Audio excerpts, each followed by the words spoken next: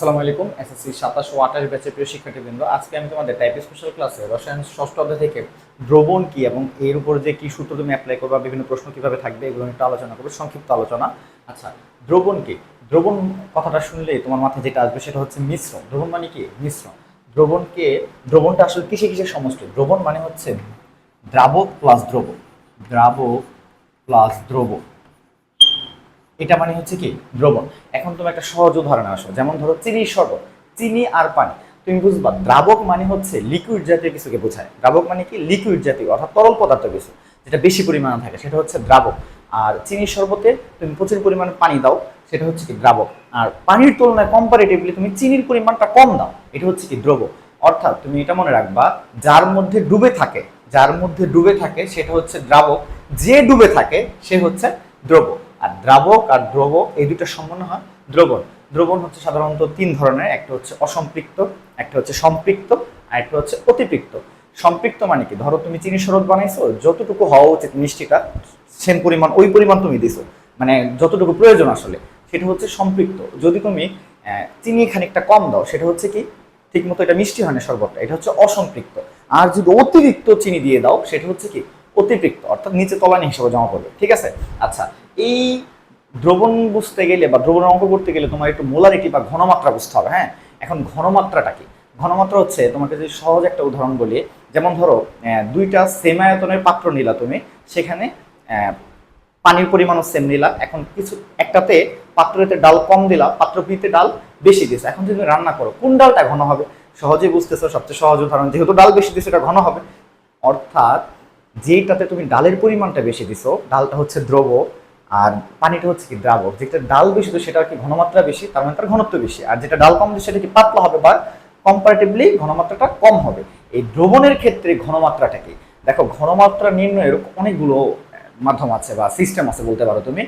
সেটা হচ্ছে মোলারিটি আছে, মোলালিটি আছে, নর্মালিটি আছে। তোমার এখানে শুধুমাত্র মোলারিটি জানলে হবে। এখন মোলারিটিটা কি? মোলারিটিটা হচ্ছে নির্দিষ্ট তাপমাত্রায়, ধরো এটা একটা পাত্র, এটা একটা পাত্র, এইখানে যা আছে এই পুরোটুকু মিলা হচ্ছে তোমার 1 লিটার দ্রবণ। এখানে যা আছে এই যে দ্রবণটা, হ্যাঁ, এই দ্রবণটা কত? 1 লিটার পরিমাণ আছে। কয় লিটার? 1 লিটার। তুমি বলতে পারো নির্দিষ্ট তাপমাত্রায় 1 লিটার দ্রবণের মধ্যে, 1 লিটার কি দ্রবণের মধ্যে যত মোল দ্রব দ্রবীভূত আছে, অর্থাৎ যত মোল দ্রব এখানে দেওয়া আছে সেটাই হচ্ছে কি ওই দ্রবণের ঘনমাত্রা বা মোলারিটি। কথাই ক্লিয়ার? তাহলে এখানে ধরো তুমি আগেই তো জেনে ফেলছো, পূর্ববর্তী ক্লাসে শেখানো হয়েছে যে মোল কিভাবে বের করবা। ধরো তুমি এখানে 2 মোল দ্রব আছে, কয় মোল? 2 মোল। তার মানে তুমি বলতে পারো এই দ্রবণের মোলারিটি বা ঘনমাত্রা হচ্ছে 2। আর ঘনমাত্রা কি বলছি? 1 লিটার দ্রবণের মধ্যে যত মোল দ্রব দ্রবীভূত আছে, তার মানে এটা একক কি? মোল পার লিটার। এটা কি ঘনমাত্রা একক? মোল পার লিটার। এটা কার একক? এটা হচ্ছে ঘনমাত্রার একক। কার একক ভাইয়া? ঘনমাত্রা। বুঝতে পারছো? এই মোলারিটি, যেমন তোমাকে যদি বলা হয় সেমি মোলারিটি, সেমি মোলার মানে হচ্ছে যদি 1 লিটার নির্দিষ্ট তাপমাত্রা 1 লিটার দ্রবণের মধ্যে 0.5 মোল থাকে, অর্থাৎ 0.5 মোলার যেটা সেটা হচ্ছে কি সেমি মোলার, 0.1 মোলার যেটা সেটা হচ্ছে ডেসি মোলার। কথা কি বুঝতে পারছো? এখন ধরো তোমাকে কোশ্চেন করা হলো 7 মোলার কি 5 মোলার কি, যেটাই বলো তুমি বলবা শুধু নির্দিষ্ট তাপমাত্রায় 1 লিটার দ্রবণের মধ্যে 7 মোল দ্রব দ্রবীভূত থাকলে তাকে বলা হয় 7 মোলার দ্রবণ। কনসেপ্ট ক্লিয়ার ভাইয়া? আচ্ছা, অথবা এই মোল পার লিটার না দিয়ে ধরো তোমাকে বললো গ্রাম পার লিটার, গ্রাম পার লিটার, এটা দাও। তাহলে গ্রাম পার লিটার থেকে তুমি যদি মোল পার লিটারে যাইতে চাও, কিসে যাইতে চাও? মোল পার লিটারে। মোল পার লিটারে যদি তুমি যাইতে চাও তাহলে কি ভাগ করবে? কি আণবিক ভর দিয়ে ভাগ করবে, আণবিক ভর। এটা দিয়ে যদি তুমি ভাগ করতে পারো তাহলে সেটা কনভার্ট হয়ে যাবে কি আণবিক ভর দিয়ে ভাগ করলে, এখানে কি দিয়ে দিলাম, এই যে ভাগ করলে হয়ে যাবে কি সেটা মোল পার লিটার। কি হয়ে যাবে? মোল পার লিটার। ক্লিয়ার?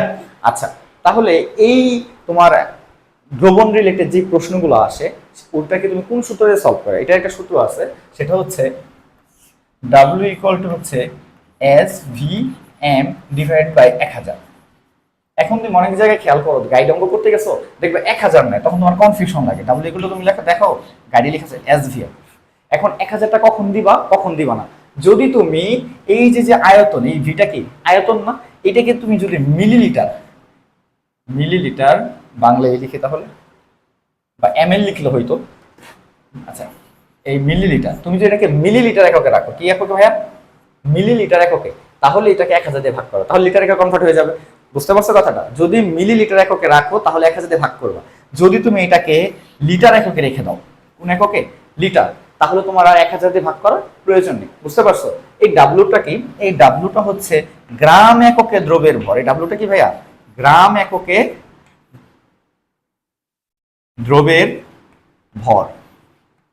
এই এসটা কি? এই এসটা হচ্ছে ঘনমাত্রা। এসটা কি? ঘনমাত্রা। এই ভিটা কি? আয়তন। আর এমটা কি? এমটা হচ্ছে আণবিক। এমটা কি ভাইয়া? বুঝতে পারছো? তোমাকে বিভিন্ন ডাটা দিয়ে সবগুলো ডাটা দেওয়া থাকবে, সেখান থেকে হয়তো একটা ডাটা মিসিং থাকবে, ওইটার মান বের করতে বলবে তোমাকে।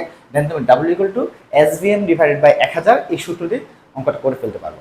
আশা করি আজকের ক্লাসে তোমাকে দ্রবণ কি সেটা বোঝানোর চেষ্টা করছে খুব অল্প কথায়। তারপর হচ্ছে ঘনমাত্রা কি সেটা বোঝানোর চেষ্টা করছে, এবং এই মানগুলো বা ডাটাগুলো রিলেটেড তুমি কোনো ম্যাথ কিভাবে করবা সেটা এই সূত্রের মাধ্যমে তুমি আশা করি সলভ করতে পারবা। আজকের ক্লাসটা এই পর্যন্তই। দেখা হবে নেক্সট ক্লাসে এটার অ্যাপ্লাই নিয়ে কিভাবে অঙ্ক আসলে করবা সেটা দেখাবো ইনশাআল্লাহ।